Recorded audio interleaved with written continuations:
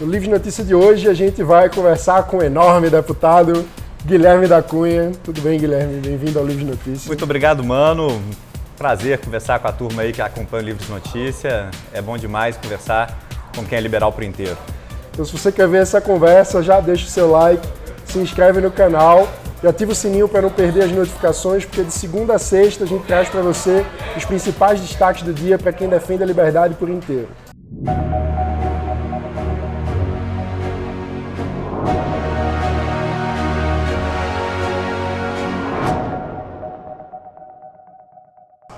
Guilherme, você acabou de completar um ano de mandato na Assembleia Legislativa de Minas. Conta um pouco como tem sido essa missão de defender a liberdade por inteiro na Assembleia. E você também é vice-líder do governo Zema, que tem feito um trabalho muito importante de reestruturação das finanças do Estado. Então eu queria que você desse um resumo das principais lições dessa missão tão importante que você vem desempenhando. Mano, nesse um ano eu posso dizer que é um trabalho, uma missão aí que a gente tem como parlamentar de representar não só, né, as ideias ali do governo Zema, que está buscando uma recuperação, uma retomada do crescimento do Estado, sanear as finanças públicas, trazer equilíbrio fiscal para Minas Gerais e que está tendo ótimos resultados nessa área, mas sendo um parlamentar da bancada da Liberdade, também um esforço diário constante de defender a liberdade por inteiro, ainda em pautas que não afetem o governo. E tem sido um privilégio poder fazer isso, poder representar esse desejo de liberdade da população, poder atuar pela liberdade da população e fazer um trabalho que sim faz diferença. Então, nesse um ano, dá para dizer que o trabalho da liberdade por inteiro tem sido feito majoritariamente na Comissão de Constituição e Justiça. Eu sou um dos titulares da comissão e por lá passam todos os projetos, né, que vão à votação na Assembleia. Ela tem a prerrogativa de encerrar a tramitação de um projeto que é rejeitado e é a trincheira na qual a gente defende essa visão da liberdade, o respeito às decisões do indivíduo. Por lá vão passar os pacotes de ajuste fiscal do governo? Também. Mas por lá também passam pautas que levam, por exemplo, à não discriminação na doação de sangue por pessoas homoafetivas, pautas que tratam de liberdade de empreender, liberdade para as pessoas trabalharem e também projetos que tratam até sobre combate à corrupção, sob um viés liberal, sob uma ótica de estímulos. O que é possível fazer? Bem, atuar como zagueiro e tentar barrar aquilo que atenta contra as liberdades do cidadão e, eventualmente, atuar ali reformando o texto de projetos que são bons, que preservam a liberdade, que ampliam a liberdade, mas que a redação original poderia ter algum problema, alguma inconstitucionalidade. Foram vários projetos já analisados, mais de 400 projetos, em verdade, e o resultado, creio, tem sido muito positivo. Perco várias vezes, mas a gente consegue boas vitórias, a gente consegue boas defesas da liberdade por inteiro na Assembleia. Fábio fez um discurso recentemente no contexto das reformas lá no Rio Grande do Sul, falando que não existe derrota definitiva, como também não tem vitória definitiva, que o importante é a gente deixar a defesa para a posteridade, que a nossa derrota hoje pode ser o prefácio da vitória de amanhã. Né? Não tenha dúvida disso. É até curioso, a razão pela qual, né, entrei para a política, comecei a participar, vem muito de ter observado de perto o trabalho de uma pessoa que admiro muitíssimo, que é o vereador Matheus Simões, em Belo Horizonte, que, bem, lá na Câmara de BH ele perde quase todas, perde muito mais do que ganha. Mas a gente vê que é possível fazer um trabalho sério, um trabalho honesto, um trabalho técnico. Isso me inspirou a participar também. Eu espero que com a defesa da liberdade, que o Fábio fez nas reformas lá no Rio Grande do Sul, com a defesa da liberdade, que a Laura também, colega minha de bancada da Liberdade em Minas Gerais, que a gente faz na Assembleia de Minas, a gente inspire mais liberais a participarem, a gente inspire também mais pessoas a acompanharem de perto o que acontece na Assembleia, acompanharem de perto a política. Guilherme, uma das liberdades que é fundamental na democracia liberal é a liberdade de expressão. E você tem feito um trabalho muito importante na defesa da liberdade de expressão. No início do seu mandato, houve um problema relacionado a blocos de carnaval. Recentemente você escreveu artigos muito importantes em defesa da liberdade de expressão. Eu queria que você falasse um pouco mais sobre isso. Nos índices de liberdade de expressão e de imprensa, o Brasil sempre aparece muito mal classificado. E quando você fala com as pessoas, em geral, todo mundo diz que defende a liberdade de expressão. Mas, ao mesmo tempo, a gente tem esse cenário. Mano, Por quê? a palavra-chave é o mas, né? As pessoas dizem que defendem a liberdade de expressão, mas não pode ofender ninguém. Bem, aí não é uma liberdade, um direito à liberdade de expressão, é a liberdade de se expressar de forma politicamente correta. E eu acho que até além, como a gente tem aí 200 milhões de brasileiros, dos mais diferentes viés ideológicos, religiões e preferências, acaba que alguém sempre vai ficar ofendido. Então, quando a gente fala da liberdade de expressão, é a liberdade da pessoa falar coisas que podem soar mal no ouvido dos outros, que podem gerar incômodo. E graças a Deus a gente tem essa liberdade, né? Porque é a partir do incômodo que a sociedade evolui. Se todo mundo em determinado momento se contenta que do jeito que está eu não critico, a gente para no tempo. Eu tenho certeza que na Idade Média as pessoas achavam que aquela era a sociedade como tinha que ser.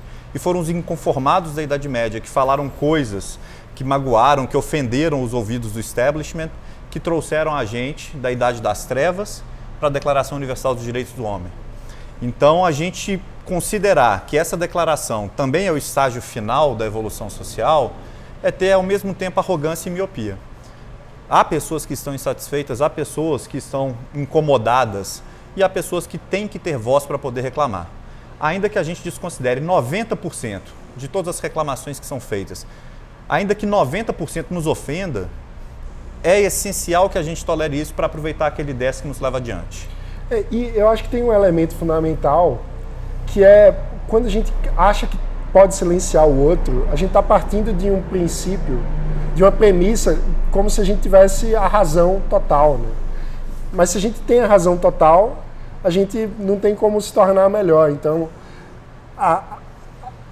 eu escrevi um artigo recentemente, chamei de A Miséria do Censor, porque no fim das contas, o censor acaba censurando a si mesmo, né? Ele se priva da possibilidade de mudar de ideia e de pensar diferente, né? Perfeito, é exatamente isso. E um ponto perigoso ainda, né? A partir do momento que a gente considera que é dado a um governo, a quem está no poder ou quem é, de alguma maneira, a maioria, ter a prerrogativa de silenciar quem incomoda, a gente se coloca numa posição muito forte de risco de ser silenciado no futuro. Se a gente dá esse poder de silêncio, né, de censura para alguém, esse alguém pode mudar com o tempo. E a sua posição pode passar a ser atacada. E você não vai ter nem a possibilidade de reclamar, de tentar convencer as pessoas de que é necessário ir em outra direção. E aí entra o perigo. Porque quando a pessoa não tem a possibilidade de, com o diálogo, de com a voz, de manifestar a sua opinião e mudar a sociedade para uma determinada direção, resta a ela das duas, uma, ou se conformar ou partir para a revolução, para atos de violência que atentem contra essa sociedade que o incomoda, que de alguma maneira o censura. Então, a liberdade de expressão é até um importante fator de pacificação social, em que pese as pessoas falarem, puxa vida, mas aí falou aquilo e provocou uma reação de ofensa, uma reação polarizadora, né? Mais claramente a questão lá do Porta dos Fundos, que a gente debateu intensamente. Provoca uma reação de violência polarizadora. Não, impede reações de violência polarizadora, porque o discurso não é violência. O discurso é debate de ideia. Violência é jogar um coquetel molotov. Violência é jogar um coquetel molotov. Então, quando as pessoas têm a possibilidade de contestarem o que as incomoda pela voz, elas não precisam contestar através da arma, da força, da violência, do atentado. A liberdade de expressão é pacificação social, a liberdade de expressão é a possibilidade da gente evoluir, é a possibilidade da gente ser melhor do que a gente era na Idade das Trevas ou do que a gente é hoje. Muito bom. Guilherme, outro artigo que você escreveu recentemente, que eu acho que é muito importante, inclusive a gente vai botar o link para quem não tiver lido ainda ler, é um que fala sobre o que é ser liberal por inteiro, e uma passagem que eu acho muito legal é que você fala sobre o problema, a confusão que é ser um liberal por inteiro no contexto polarizado de hoje, porque parece que nenhum dos lados entende bem a nossa posição, né? Quem é de esquerda acha que a gente é de direita demais e quem é de direita acha que a gente é de esquerda demais. Eu queria que você dissesse um pouco mais sobre isso. O que é ser um liberal por inteiro e como é que a gente pode lidar com essas caixinhas de esquerda e direita nesse contexto? Mano, ser liberal por inteiro é até bastante simples, é defender a liberdade das pessoas no aspecto econômico da vida, de trabalhar, de empreender, né, de ter menos regulação do Estado nas atividades econômicas. E isso é tradicionalmente associado com a direita aqui no Brasil, né? mas também significa você ser a favor de respeitar as escolhas individuais das pessoas, de tratar o cidadão como adulto, de entender que o que ele escolhe para a vida dele pode ser diferente do que você escolhe para a sua, e está tudo bem. Desde que ele não cause um perigo ou um dano a terceiros, o que ele faz com a vida dele é dele, é a maneira dele de buscar a felicidade. Então, ser liberal por inteiro é defender essas questões econômicas tradicionalmente associadas à direita, mas defender também as escolhas individuais. E aí entram pautas tradicionalmente associadas no Brasil com a esquerda. Entra defender, por exemplo, a união civil homoafetiva, ou seja, que o Estado não se intrometa na maneira como a pessoa vai buscar a felicidade conjugal dela. Entra defender a descriminalização da maconha, que é tratar basicamente o lazer do indivíduo que só diz respeito a ele mesmo como uma escolha privada, que a gente não tem que interferir. É claro que o dano a terceiros advindo da pessoa praticar um ato delicado, perigoso, digamos que uma neurocirurgia, sob o efeito da maconha, isso tem que ser combatido, da mesma maneira que é combatido dirigir bêbado. Sim. Então, o ser liberal por inteiro acaba que faz com que algumas das nossas atitudes sejam tradicionalmente classificadas no Brasil como direita, outras tradicionalmente identificadas como sendo de esquerda. E a verdade é que isso é uma definição errada, porque a gente tem uma clareza muito grande. Ou seja, não é que seja uma definição errada, é que rotulam a gente como se estivesse em cima do muro, sabe?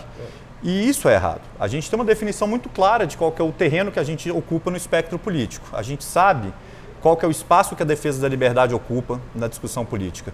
O grande problema é que essa polarização do Brasil passou um muro no meio do nosso terreno, né? Então a gente defende a liberdade por inteiro e construíram um muro ali no meio. E o que, é que a gente faz com esse muro? Os dois lados ficam gritando para a gente, eventualmente nos agredindo quando a gente se recusa a abandonar um dos lados para ocupar só o outro. E não reconhecem, talvez não percebem a importância que é ter gente dos dois lados. Ter gente que dialoga com os dois lados. Porque se toda a população brasileira fica de um lado ou do outro, com o muro no meio, acaba o debate, acaba o diálogo. E aí a política vai virar o que a gente chama de um jogo de soma zero, um jogo em que para você sobreviver tem que aniquilar o adversário. E, sinceramente, a nossa sociedade não evolui dessa maneira e, além da sociedade não evoluir, há famílias que estão dos dois lados. É surreal quando você força, né, que todo mundo se define em um dos lados e tem que aniquilar o outro. Nossas relações humanas são muito mais complexas do que as relações políticas. E aí, como liberal por inteiro, né, ocupando e dialogando com os dois lados, a gente pode, de alguma maneira, ajudar a superar essa polarização. E aí que eu acho talvez a nossa maior importância política, como a gente pode ter maior impacto político, né? Quando a gente se identifica liberal na pauta econômica, a gente consegue dialogar muito mais fácil com quem está à direita desse muro. Quando a gente abraça demandas de liberdade individual, a gente dialoga muito facilmente com quem está à esquerda desse muro. E quando a gente consegue trazer diálogo para os dois lados, a gente consegue buscar soluções que sejam de consenso para o país.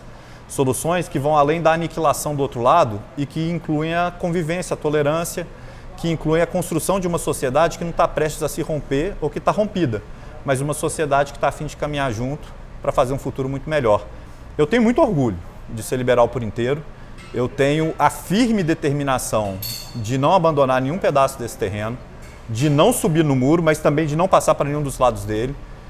Eu faço questão de ocupar todo esse campo político e de conversar com os dois lados. E tenho a certeza que é dessa maneira que a gente mais pode contribuir para que a polarização, que hoje está agressiva, ainda que fique polarizado, pelo menos vire uma polarização que conversa, que dialoga e que substitui a aniquilação pela construção de um projeto. Muito bom, Guilherme. Falando em construção de projeto, um dos outros problemas do Brasil é a distância que a política muitas vezes adquire em relação à sociedade, o que gera uma sensação, uma crise de representatividade, né? O cidadão não se sente tão representado nos espaços institucionais. E eu acho que uma das inovações importantes que seu mandato faz também é com o projeto Liberta Minas, junto com o Thiago Mitrô. Eu queria que você explicasse mais o que é esse projeto. Poxa, muito bacana. O projeto ele atua em várias frentes, mas antes de tudo é uma parceria entre o deputado federal Thiago Mitrô, do Partido Novo, colega meu lá de Minas, um grande amigo, inclusive. Também associado da também Bancada da associado à Bancada da Liberdade, ao Livres. E o meu mandato, né? A gente tenta construir várias ações conjuntas e dessas que aproximam a política do cidadão, o maior destaque eu daria para duas. Uma delas é o programa de embaixadores. A gente tem uma série de pessoas que são voluntárias dos nossos mandatos, espalhados por diversas cidades de Minas Gerais. Hoje são 58 voluntários em 49 cidades e são pessoas que estão vivendo o problema lá na ponta, junto com a população. É uma pessoa que, quando vai falar de algo que está acontecendo no município, fala com propriedade porque está vivendo aquilo ali. E a gente se alimenta dessas informações para ter um raio-x das demandas, das necessidades de Minas Gerais e para buscar soluções conjuntas. Soluções que a gente não quer criar magicamente no nosso gabinete, mas solução que a gente vai também dialogar com quem está lá. Fala assim, cara, você que está vivendo esse problema há muito mais tempo do que eu sequer tenho conhecimento dele, você já pensou em como solucionar? Você já tem uma alternativa? Você já tem alguma sugestão? E a gente, construindo esse diálogo com quem está lá na ponta, a gente tenta buscar soluções melhores para Minas Gerais. A gente tenta, de alguma maneira, também hierarquizar, né, ranquear esses problemas diversos que a gente escuta para que a gente acabe não destinando recursos demais ou atenção demais a uma região que eventualmente é mais próxima da gente, da região metropolitana de BH, mas que a gente tenha isso no estado inteiro. Né? É saber que o problema pode ser muito grave aqui, mas que pode ser muito mais grave em outras regiões do estado e conseguir priorizar isso. E acho que um contexto, só, desculpa interromper, mas um contexto importante é que Minas é um dos estados mais diversos do Brasil. Né? Sim. Tem um número de municípios enorme e o pessoal até brinca, o pessoal que faz pesquisa de opinião pública, que quando você não tem orçamento para fazer em vários lugares do Brasil, faça em Minas, porque em Minas você tem sul, tudo. Nordeste, centro-oeste, sudeste, tudo ali no estado. Né? Faltou uma floresta para a gente ter o norte também, mas a gente tem grandes rios, talvez ajude nesse sentido. Minas são muitas, é uma frase clássica, né? E são 853 municípios, é o estado com mais municípios da federação. A gente, em 49 deles, ainda mal está arranhando a superfície. Mas já dá para a gente ter uma amostra de diversas regiões, porque esses 49 estão espalhados em todas as regiões. Mas o segundo ponto do Liberta Minas que eu acho muito bacana também, que é da aproximação da política do cidadão, que é da gente conseguir atender o que é, ouvir pelo menos o que é a demanda de quem está lá na ponta, é o programa, é o edital de projetos para destinação de emendas parlamentares, que a gente construiu em parceria. Qual que é a ideia? Primeiro de tudo é ter humildade, é saber que dos nossos gabinetes a gente não tem como despejar dinheiro em soluções mágicas que a gente vai distribuir aleatoriamente pelo Estado. É, acima de tudo e antes de tudo, ouvir primeiro quem está na ponta e falar, cara, do que você precisa? Qual que é o problema prioritário da sua região? O que você quer combater? E aí a gente convocou então todos os 853 municípios e diversas organizações sociais do Estado para apresentarem projetos indicando que problemas que eles queriam resolver, com que técnica, quanto custa e quantas pessoas vão ter sua vida melhorada com isso. Dentro das áreas de educação básica, saneamento básico, geração de emprego e renda, saúde e... Poxa, me falhou a terceira, que feio, né? A quinta, perdão. Bem, eram 5 áreas. A gente convocou as pessoas para apresentar esses projetos. Recebemos 1.973 projetos ao todo. Aí, segurança pública. Recebemos 1.973 projetos vindo de 357 municípios diferentes. E aí passamos esses projetos para avaliação de um comitê técnico que ranqueou e estabeleceu quais eram os prioritários para receber a verba das emendas parlamentares. E, cara, a gente não olhou se a gente foi votado no município ou na região, não olhou se a região apoiava outro candidato, se o prefeito é de um partido da oposição. Não olhamos nada disso, a gente olhou, o projeto é bom, vai atender a demanda da população, está bem feito, vamos mandar o dinheiro para lá, vamos acompanhar de perto, vamos ver se vai resolver o problema. Com humildade de saber que é lá da ponta que vai vir, né, a definição do que é mais prioritário e também é lá que a gente quer que venham os projetos. É basicamente uma tentativa da gente permitir que o gestor da ponta ele consiga recursos olhando para os problemas da sua cidade, ao invés de olhando para Brasília ou para a Assembleia de Minas. E que ele troque, de alguma maneira, o pires na mão pelo projeto no papel. Eu costumo brincar, né, e aqui parafraseando, talvez uma das maiores frasistas que o Brasil já teve, Dilma Rousseff, que até quem perder vai ganhar. Porque a pessoa que participou do edital e não conseguiu o recurso, ela já está mais perto da solução. Porque agora ela já conseguiu ranquear e hierarquizar os problemas da cidade dela. Ela já conseguiu planejar como resolver esse problema e ela já conseguiu orçar quanto que vai custar. Certamente está mais perto de resolver o problema do que estava antes. Em muitos municípios brasileiros há um problema de capacidade técnica para construção de projetos. Sim. E essa é até uma maneira da gente estimular que mais municípios tenham gestores com capacidade técnica. Se o que vai fazer a diferença para a pessoa conseguir, não conseguir a verba, deixa de ser a conexão política com Brasília, com a Assembleia, e passa a ser a realização de um bom projeto, a gente está estimulando, e nada melhor, né, da ótica liberal do que colocar os estímulos, os incentivos no rumo que a gente quer que as coisas caminhem. A gente está estimulando que prefeitos, que organizações sociais do Brasil inteiro contratem e tenham em seus quadros pessoas de boa capacidade técnica de elaboração e de gestão de projeto. Puxa, quem sabe a gente não consegue não apenas mudar a maneira, né, do parlamentar fazer a distribuição de verba, mas a gente não consegue também ajudar ainda que um pouquinho a mudar a maneira como é feita a gestão pública no Brasil, trocando o Pires pelo projeto. Sensacional. Guilherme da Cunha, deputado estadual da Bancada da Liberdade, do Partido Novo em Minas Gerais, que muito orgulha o Livres por ser um associado liberal por inteiro. Muito obrigado pela entrevista. E quem quer acompanhar mais o seu trabalho, quem quer eventualmente se tornar um embaixador do Liberta Minas, como é que pode fazer? A melhor maneira de acompanhar o trabalho, né, é ir direto no site do Liberta Minas, né? Lá vai acompanhar o meu trabalho, vai acompanhar o trabalho do Thiago, que é um parceiraço, é um cara que eu admiro muito. Vai ter ali o acesso a todas as nossas redes, né, o acesso aos links também dos artigos, você falou de artigos algumas vezes, os artigos que a gente publica nos jornais em Belo Horizonte. libertaminas.com.br, não tem jeito de ser mais fácil, né? libertaminas.com.br, através desse link acompanha o trabalho do Thiago, acompanha o meu trabalho e se curtir, quem sabe, se inscreve para ser um embaixador nosso, representar a gente na sua cidade, na sua região e ajudar a gente a transformar a política em Minas Gerais e a espalhar a liberdade por inteiro pelo nosso estado. Fantástico. E quem quiser seguir nas redes, qual é o endereço? guilhermedacunha.novo. Mas lá no site do Liberta Minas tem também o link para isso. Então, se quiser decorar só um decoro do Liberta Minas. Muito bom. Guilherme, muito obrigado por essa entrevista. Se você gostou do vídeo, não esqueça, deixa o seu like para ele chegar em mais pessoas, compartilhe com seus amigos, se inscreva no canal e ative o sininho para receber as notificações, porque de segunda a sexta a gente traz para você os principais destaques do dia para quem defende a liberdade por inteiro.